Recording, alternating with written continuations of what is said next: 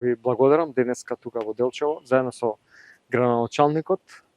Ќе направиме обиколка на неколку капитални проекти за градот, кои што се направени со средства на општината и поддржани со средства од влада во времето на СДСМ. Станува збор за капитални проекти кои што беа навистина потребни и кои што сериозно го леснуваат на животот на граѓаните во Делчево.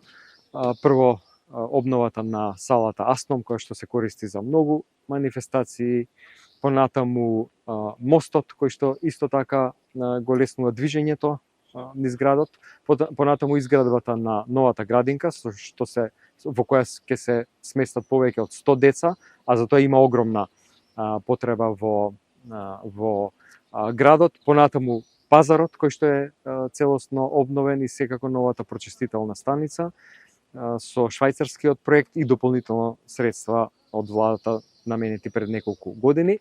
Еве сега гледаме што значи да се нема поддршка од влада.